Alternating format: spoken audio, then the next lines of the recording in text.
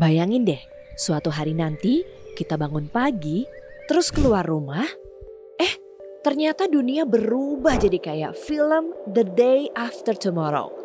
Salju di mana-mana, suhu super dingin, dan kita semua harus pakai jaket tebal kayak lagi di kutub. Apa iya sih zaman es mini bakal datang lagi? Apa hubungannya sama matahari? Nah, di video ini kita bakal bahas tuntas fakta-fakta mengejutkan tentang siklus matahari dan kemungkinan zaman es mini kembali. Penasaran? Yuk langsung aja.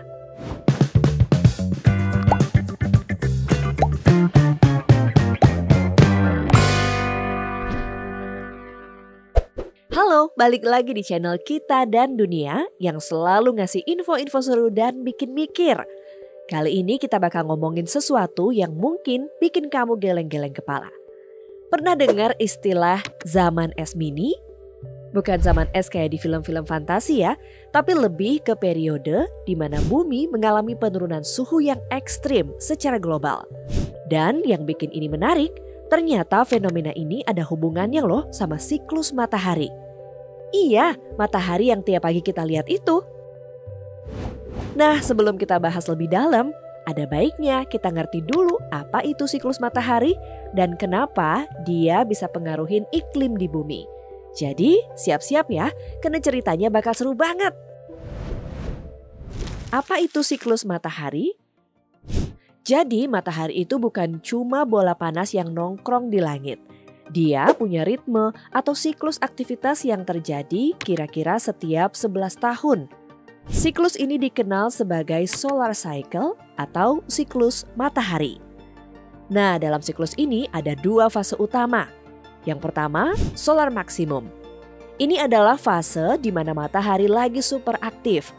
Bintik matahari atau sunspots muncul lebih banyak dan sering terjadi ledakan besar di permukaan matahari atau solar flares. Ledakan ini ngeluarin energi dalam bentuk radiasi dan partikel bermuatan yang bisa sampai ke bumi. Yang kedua, solar minimum. Ini kebalikannya, matahari lagi tidur atau kurang aktif. Bintik matahari hampir nggak ada dan aktivitasnya cenderung tenang. Nah, yang bikin siklus ini menarik adalah pengaruhnya ke bumi. Ketika matahari lagi aktif atau solar maximum, dia ngasih lebih banyak energi ke bumi yang bikin suhu bumi naik. Sebaliknya, kalau matahari lagi kurang aktif atau solar minimum, bumi bisa jadi lebih dingin. Dan ini nih yang bikin para ilmuwan khawatir karena ada kemungkinan kita bakal masuk ke periode solar minimum yang ekstrim yang bisa picu zaman es mini. Zaman es mini dalam sejarah. Sebelum kita bahas lebih jauh, yuk kita kilas balik ke masa lalu. Pernah dengar gak sih tentang Little Ice Age atau zaman es mini? Nah, ini adalah periode di abad 16 sampai 19 di mana bumi mengalami penurunan suhu yang signifikan. Di Eropa, sungai-sungai beku, salju turun di musim panas, dan banyak tanaman gagal panen. Bahkan di London ada festival yang disebut Frost Fair yang diadakan di atas sungai Thames yang beku. Keren sih, tapi bayangin betapa dinginnya waktu itu. Para ilmuwan percaya kalau zaman es mini ini ada hubungannya sama periode solar minimum yang ekstrim yang dikenal sebagai modern minimum. Pada periode itu, sekitar tahun 1645 sampai 1715, aktivitas matahari sangat rendah dan bintik matahari hampir gak ada sama sekali. Akibatnya bumi jadi lebih dingin dan iklim berubah drastis. Bahkan ada catatan sejarah yang bilang kalau waktu itu musim dingin di Eropa bisa berlangsung sampai 6 bulan. Gila ya? Apakah zaman es mini akan kembali? Nah, ini nih pertanyaan besar yang bikin banyak orang penasaran.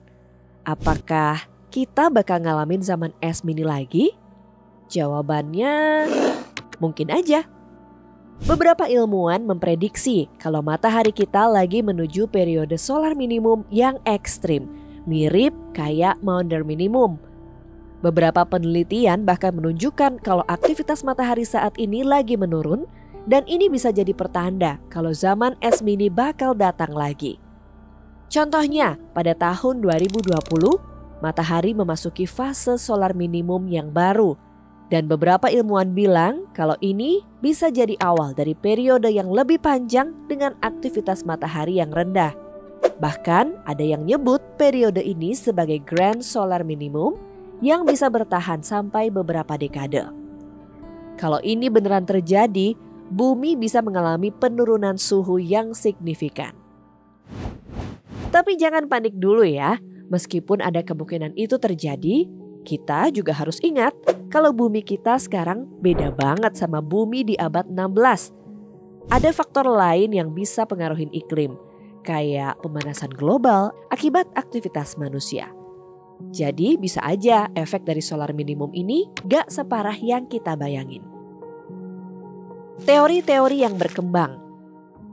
Nah, di antara para ilmuwan, ada beberapa teori yang berkembang tentang hubungan antara siklus matahari dan iklim bumi. Yuk kita bahas satu persatu. Teori pertama, solar minimum versus pemanasan global. Salah satu teori yang paling populer bilang kalau penurunan aktivitas matahari bisa bikin suhu bumi turun. Tapi efeknya bisa ditutup sama pemanasan global. Jadi, meskipun matahari lagi kurang aktif, suhu bumi tetap aja bisa naik karena gas rumah kaca. Ini kayak dua kekuatan yang saling tarik ulur. Di satu sisi, matahari bikin bumi dingin, di sisi lain manusia bikin bumi panas. Hasilnya, iklim jadi lebih unpredictable dan ekstrim. Teori kedua, Grand Solar Minimum bisa mendinginkan bumi. Ada juga nih teori yang bilang kalau efek solar minimum ini bisa bikin bumi jadi lebih dingin secara global. Bahkan bisa ngebalikin efek pemanasan global.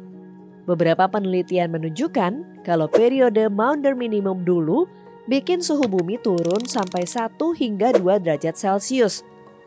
Kalau ini terjadi lagi, mungkin aja bumi jadi lebih sejuk buat sementara. Tapi ini juga bisa bikin masalah baru, kayak gagal panen dan cuaca ekstrim. Teori ketiga, matahari hanya salah satu faktor. Nah, teori ini bilang kalau matahari cuma salah satu faktor yang pengaruhin iklim bumi. Masih ada faktor lain kayak aktivitas gunung berapi, arus laut, dan tentu saja aktivitas manusia. Jadi, meskipun matahari lagi kurang aktif, perubahan iklim tetap aja kompleks dan gak bisa dijelasin cuma dari satu faktor aja. Dampak potensial zaman es mini. Kalau zaman es mini beneran terjadi, apa sih dampaknya buat kita? Yuk kita bahas beberapa kemungkinan. Perubahan cuaca ekstrim. Suhu yang lebih dingin bisa bikin cuaca jadi lebih ekstrim. Badai salju, musim dingin yang panjang, dan musim panas yang pendek bisa jadi hal biasa. Ini bakal pengaruhin kehidupan sehari-hari, mulai dari transportasi sampai pertanian. Krisis pangan. Dengan musim tanam yang lebih pendek dan cuaca yang gak menentu, produksi pangan bisa terganggu. Ini bisa picu krisis pangan di banyak negara, terutama di daerah yang udah rentan sama kelaparan. Dampak ekonomi. Bayangin aja kalau salju turun di daerah yang biasanya panas atau musim dingin berlangsung lebih lama, ini bakal pengaruhin banyak sektor, mulai dari pertanian, energi, sampai pariwisata. Ekonomi global bisa terganggu loh, dan kita semua bakal ngerasain efeknya. Adaptasi manusia. Di sisi lain, manusia punya kemampuan buat beradaptasi. Mungkin aja kita bakal nemuin cara-cara baru buat bertahan hidup di iklim yang lebih dingin, kayak teknologi pertanian yang lebih canggih atau sistem energi yang lebih efisien. Bayangin aja, kalau teori tentang zaman es mini ini beneran terjadi, apa yang bakal terjadi sama kita? Pertama, suhu bumi bakal turun drastis, yang bisa bikin musim tanam jadi kacau dan panen gagal. Ini bisa picu krisis pangan di seluruh dunia. Kedua, cuaca ekstrim kayak badai salju dan musim dingin yang panjang bakal jadi hal biasa.